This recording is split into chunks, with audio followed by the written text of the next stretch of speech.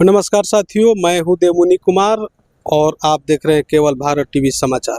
देखिए, पीरपैंती में 29 करोड़ के लागत से बनने वाले अडानी पावर प्लांट के मुख्य गेट पर हूं और लगातार जो है शिलान्यास को लेकर कई अधिकारी जिला से पहुंच रहे हैं और कई एनडीए के कार्यकर्ता जो है लगातार विजिट कर रहे हैं, निरीक्षण कर रहे हैं ताकि किसी तरह के शिलान्यास में दिक्कत ना हो। आप देख सकते हैं कई गाड़ियां जो है लगी हुई है, हमेशा यहाँ 24 घंटा कार्य में लोग लगे हुए हैं और पंडाल भव्य रूप से बनाया जा रहा है।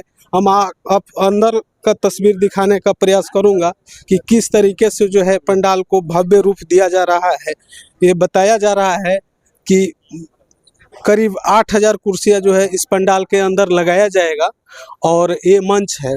इसी मंच से 15 सितंबर को जो है शिलान्यास किया जाएगा, जो वर्चुअल के रूप होगा और 15 सितंबर को माननीय प्रधानमंत्री पूर्णिया एयरपोर्ट के उद्घाटन करने आएंगे। बताया जा रहा है कि पूर्णिया से ही वर्चुअल के माध्यम से यहाँ थर्मल पावर का भी उद्घाटन होगा और देख सकते हैं बैरिकेटिंग जो है किया जा रहा है दोनों तरफ से। एक तरफ महिला का जो है मंच कुर्सी दिया जाएगा, एक तरफ पुरुष का कुर्सी के लिए लगाया जा रहा है और बीच में जो है रास्ता बनाया जा रहा है ताकि लोगों को मंच तक आने जाने में कोई दिक्कत ना हो। और हमारे साथ एनडीए के कार्यकर्ता यहाँ पे उपस्थित हैं, ये लगातार देखने के लिए पहुँच रहे हैं कि किसी तरह का जो है दिक्कत ना हो इस पंडाल में। और जेडीयू के प्रखंड अध्यक्ष विवेकानंद जी हमारे साथ, क्या कहेंगे?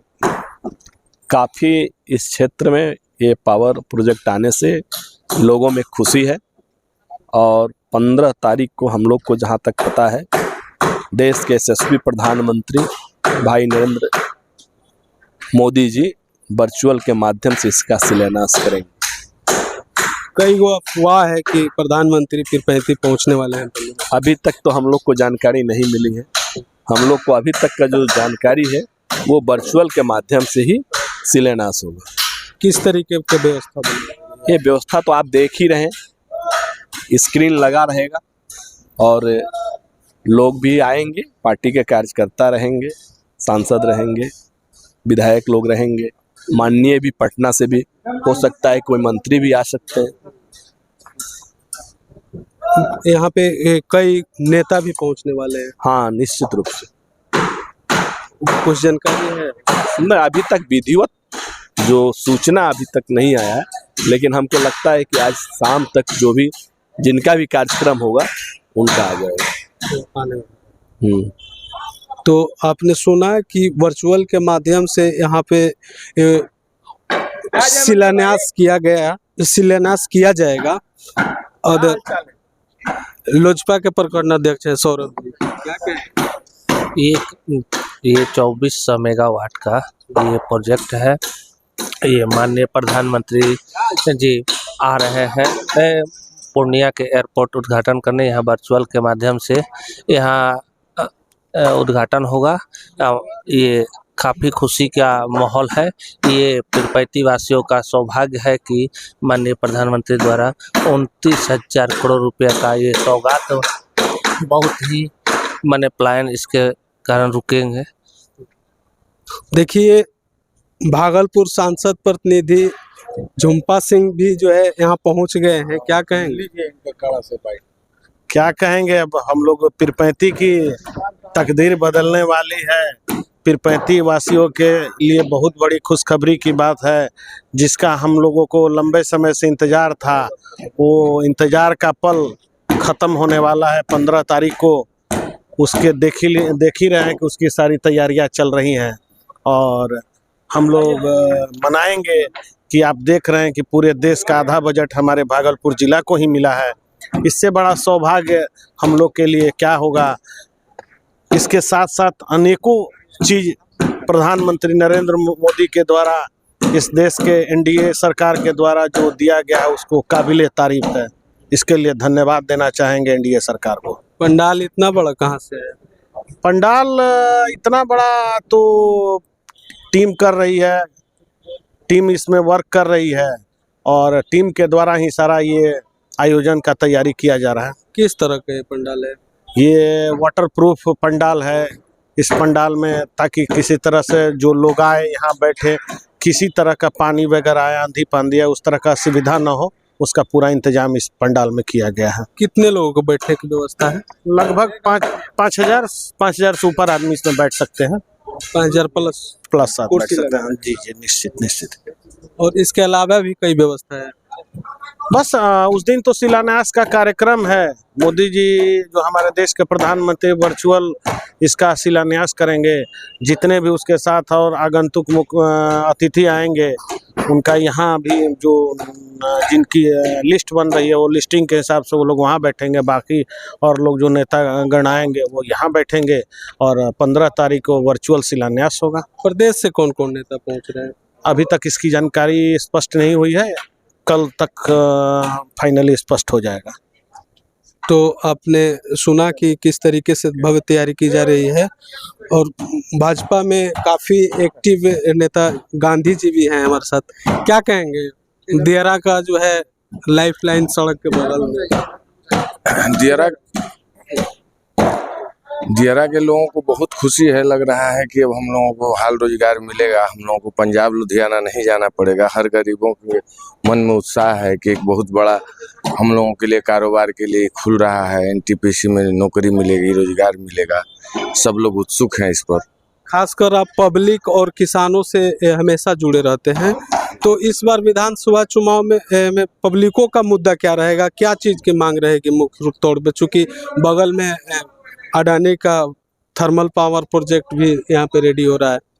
देखिए, ये 5 वर्ष विधानसभा चुनाव जो बीता, इसमें पब्लिक हाथ मल के रह गई, क्योंकि उनके मन के लायक कोई प्रतिनिधि नहीं मिला।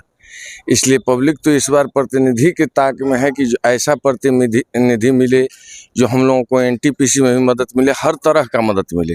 क्योंकि अभी बाढ़ आया हुआ है, पुल टूटा हुआ है, कोई प्रतिनिधि का कहीं कोई आना जाना नहीं है, चूँकि उस लायक मिले ही नहीं। इसलिए इस बार पब्लिक सचेत है, पब्लिक अपने मन लायक नेता को चुनेगी और उन्हीं को वोट देगी। ये अडानी थर्मल पावर में आसपास के लोगों को काम मिलने की पूरी आशा है। आसपास के ही लोगों के नहीं, दूर दूर तक लोगों यही सोच रहे हैं कि अब हमें पंजाब लुधियाना गुजरात कमाने नहीं जाना होगा, हमारे यहाँ खुद कमाई का व्यवस्था सरकार कर दी है। इस सरकार से बहुत लोग खुश हैं। लेकिन मिल पाएगा कि नहीं यहाँ? हाँ, मिलेगा क्यों नहीं। यहाँ के ही लोग करेंगे, लोकल ही करेंगे। बड़े बड़े ठेकेदार भले आ जाए, लेकिन जितने यहाँ के लोग हैं, यहाँ बाहर से लेबर नहीं रहेंगे, यहाँ लोकल ही लेबर रहेंगे। काम करने वाले जितने भी कर्मचारी रहेंगे वो लोकल ही रहेंगे।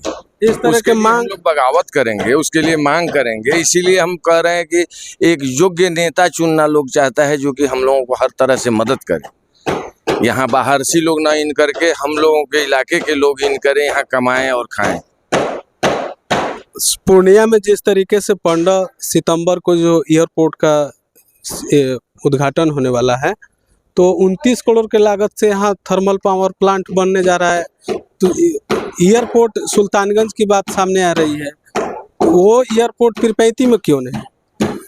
हाँ, उस ढंग नहीं कह रहे हैं कि हमारे जनप्रतिनिधि उस फेरे में नहीं है कि पीरपैंती में क्या विकास होगा नहीं होगा, जिसको लेकर के देखिए, सबसे पहले यहाँ शाहनवाज जी भागलपुर में इथी का मुद्दा उठाए एयरपोर्ट का।